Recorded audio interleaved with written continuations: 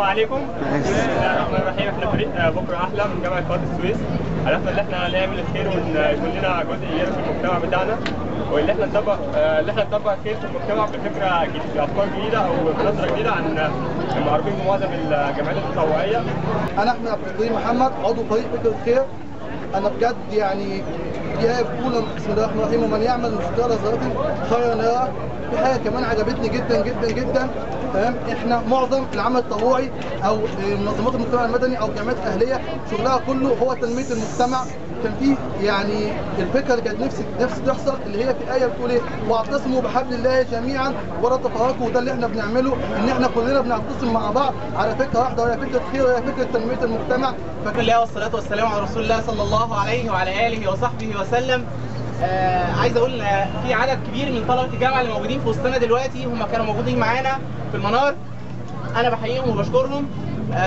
عدد كبير في اسماعيليه، بجد نتحسد ان في فرق كتير تطوعيه اسمائها واهدافها راقيه جدا، مفيش اي انتماءات سياسيه، كل واحد لفكره. ده مع نفسك براحتك، تتكلم في البيت، تتكلم مع اصحابك، لكن لخدمه الله لكل واحد.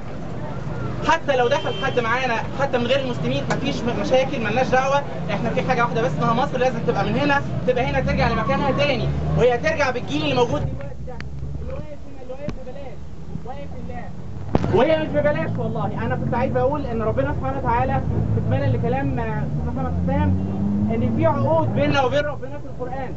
هو قادر، وهو سبق وكتب اسمه قبلنا سبحانه وتعالى. هو غني، هو عنده، هو مش محتاج يكذب علينا. والعصر ان الانسان لفي خسر. الانسان عموم وشمول، كل الناس في خسر، كل الناس اهل نار، الا في استثناء للناس اللي درست استثناء.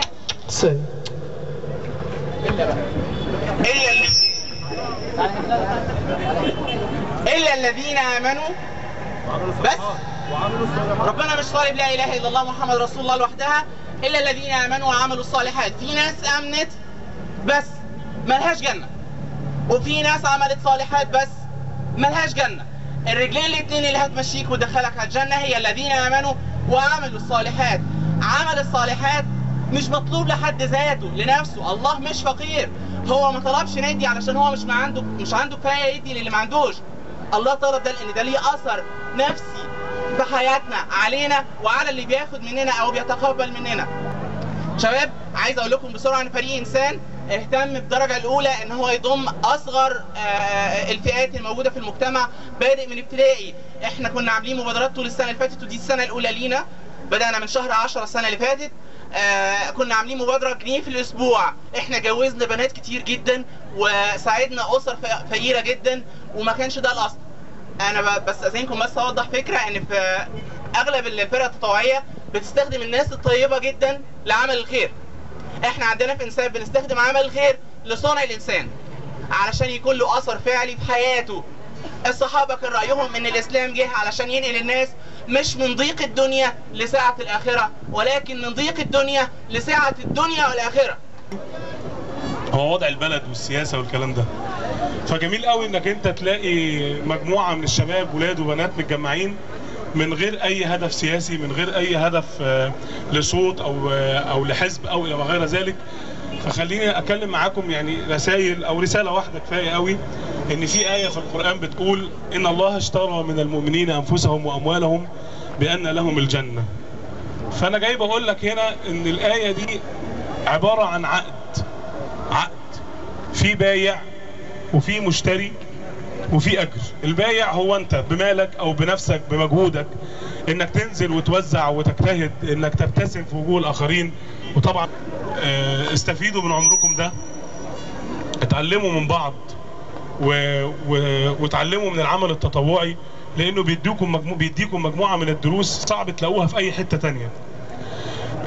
لو انا هتكلم عن اشخاصنا كصناع الحياة او كفريق في اسماعيلية من اخر سنة 2004، هتلاقوا ان العمل التطوعي غير حياتنا تغيير كامل. طريقة تفكيرنا، طريقة كلامنا، طريقة تخطيطنا لحياتنا اتغيرت، فتعلموا من ده. الفريق بتاعنا غريب شويه، بس احنا كان شفنا ان الفرق ما شاء الله كلكم شغالين في العمل التطوعي، ربنا يبارك لكم جميعا. بس احنا شفنا ان المشكله هي اللي هي الاساسيه بتاعت كل ده هي الفكر. احنا بنشتغل في التنميه الفكريه، الفريق بتاعنا مكون من مجموعه شباب تيارات فكريه مختلفه. اشتغلنا في الفكر لان احنا شفنا ان الفكر هو اساس نهضه اي مجتمع.